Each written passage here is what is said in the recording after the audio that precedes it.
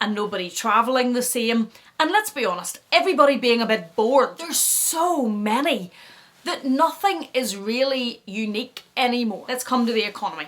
How can that not be having an impact on slowing down the resale market? Hello, welcome back to my channel. Thank you so much for joining me. Today I want to talk to you about the luxury resale market, and is the luxury resale market dead? Now, this video was inspired by a video that Jessie did recently, and I will link Jessie's video down below. And it really triggered with me because there was a few things that I had noticed recently and had been thinking about, and it just struck a chord.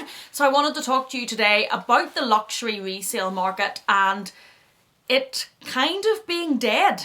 Do I think the luxury resale market is dead? It's maybe not dead, but it's certainly slowing down. And one of the things that had me originally really thinking about this topic was there are a few bags that normally, whenever they come up for sale and they hit some of the consignment stores or they're listed for resale, you can't act quick enough. If you literally blink, you're not acting quick enough. One example would be that 19S Chanel Classic flap up here. Another example would be the rose gold mini that's over there in the corner, the pearl mini, those sorts of bags. Whenever they come up for sale, normally it was fastest fingers first.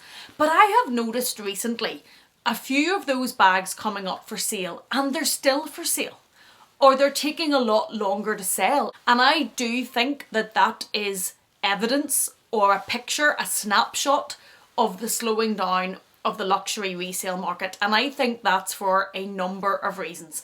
I don't think it's dead. I think to say it's dead is wrong. It's definitely becoming a lot less frenzied. It's definitely becoming a more slower, steadier market. I always think there will be a resale market, but I think what we witnessed during lockdown and during everybody being at home and nobody travelling the same, and let's be honest, everybody being a bit bored and we were all looking for something to be interested in. It's when I started YouTube. I also bought a lot more bags. I have always been a lover of bags. I bought my first Neverfull when I was 30. I'm now 41. So this is not something that I can blame lockdown on. This didn't all start with lockdown, but it certainly quickened it up. But all of a sudden, all this time, and the internet was my friend, and I spent a lot of it on luxury consignment handbag stores, and I bought a lot of bags, and I think I'm not alone in that. And I think the resale market experienced a really high over those couple of years. And I think what we came to view the resale market as, what we've came to view as being normal of the resale market wasn't normal. If you looked at the patterns of the resale market before lockdown, it would have been a lot slower and steadier. It was not this frenzied hype. So I think we're viewing it against a peak in the graph. And I think it's now steadying back out. We're travelling again. I don't have the money I used to have disposable to spend on bags because we're going on family holidays, we're going on trips, we're going places, we're doing experiences, we're spending money on other things. All of that is back in our lives. And I think that's the first very big reason why the resale market is settling back down. Because we all have our lives back, or most of us thankfully do. Second reason, I think, can anybody keep up with all these new releases? Can anybody keep up with all these new seasons? Can anybody keep up with everything that's available? There are so many releases, new releases, special editions, limited editions, this editions, that editions. I don't know how to keep up, but there's so many that nothing is really unique anymore.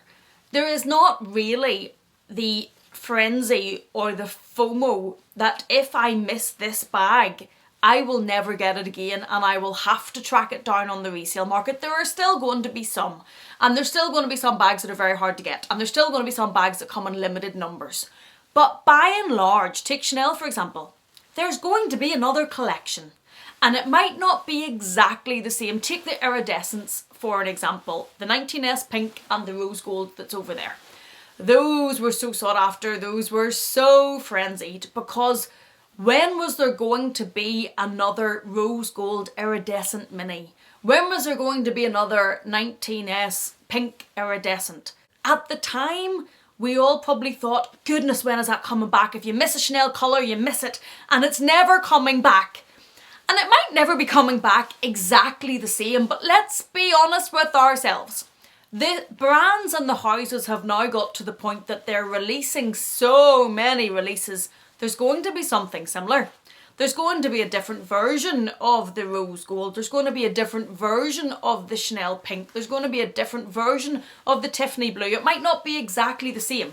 But if you miss it this season and you wait, there's going to be another version that's close to it, rather than you stocking it down on the resale market and paying the increased price on the resale market to get that bag. I think that's having an impact on the resale market, and I think that's slowing it down. Number 3 though, that being said, I think it's slowing down anyway, even without that, because let's take the Pearl Mini for an example.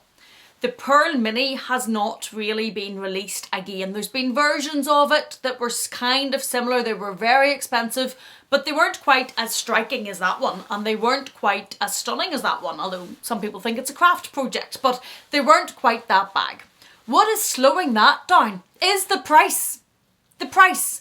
We can't have this discussion about the slowdown of the resale market without talking about the prices. The prices be crazy. I have a whole video ranting about Chanel's crazy price increases. The prices are now so crazy, specifically with Chanel, that they have inevitably driven the price of the resale market up. The Pearl Mini now, 15,000 maybe, and that's sterling. Woo! That pink iridescent, I think, is the last one I saw was around about 9,000 sterling. The price of what they are to buy now, even retail, because the price of a classic is so high, that has pushed the price of those bags on the resale market high. And I think that's slowing the market down because it's a huge amount of money. And not everyone now, because they've got their lives back and we're going to come to the economy, have the money to spend on those bags at those prices. And I think there's also an element of, I'm not paying that for that bag. And that's looking at whether or not we think the bag is worth it. Now, a bag's a bag, carries things, so I wouldn't really say any of these are worth the prices. But there definitely has been more of a conversation, and for me as well, more of a thought process about whether or not a bag is worth these new prices. And I say worth loosely, because everything's relative. But there was a bag that came up for sale quite recently, and it was the logoed, bright, printed Chanel fabric bag. And I really, really loved that bag. Always kind of had it on my radar. And it doesn't come up in the flap version for sale very often.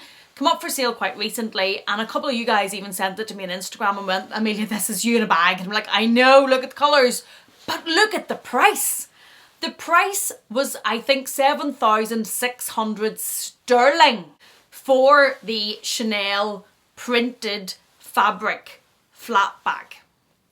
I had to have a word with myself, despite the fact that I am buying less this year, and I'm going to come to the economy, but taking that aside, even if I was shopping like a maniac, I had to take a moment and look at that fabric Chanel flat bag. And as stunning as it is, as striking as it is, it won't be for everybody. It's very gaudy, it's very logoed, it's bright, Chanel right across it, all these multicolours in your face. I had to look at that and think, do I think that's worth, or can I justify for that bag £7,600? No. Can't, just can't. It just was too much, and I do think that there is, with where the prices have got to, a lot more consideration on whether or not I can weigh up and justify this price with this bag. And I think that's having an impact on slowing down the resale market. Let's come to the economy. How can that not be having an impact on slowing down the resale market? This is a resale market for luxury handbags. People are struggling to heat their houses and feed their families. How is that not having an impact? And yes, I appreciate that a lot of people that may be in those extreme examples of struggling may not have been shopping on the resale market anyway, but there would have been a lot of people saving for bags or whatever. We are facing difficult economic times that we haven't seen in about 15 years. Inflation is at a 35 to 40 year high In the UK it's about 10.5%, that's huge. And I can tell you that wage increases, pay increases are nowhere close to inflation. The cost of living being driven by the rise in inflation, huge. Interest rates, huge. Now that's great for savings and investments, but it's not great for people with mortgages or loans or things to pay. What it's costing you to pay those now is probably significantly more than it was a year ago. Take together cost of living crisis, inflation crisis, call it what it is, potential global recession, interest rates going sky high. People have to be being cautious. I'm being a lot more cautious and mindful with my spending than I have been over the last couple of years. And that ties in with, obviously there's more things to cover now because we're travelling and all of that again, and we weren't during lockdown. But even take that aside, if I'm honest with you, taking a look at the economy and taking a look at where finances are across the board, I am being a lot more cautious and mindful with my spending. And I've talked about this in my other channel, I've talked about it in this channel, about having a low buy year, spending less. I'm not shopping and I'm not buying handbags, I am, but I'm buying less and I'm being very considered about them. Probably how you always should be when you're buying at this price, but you know, I can be a bit crazy at times.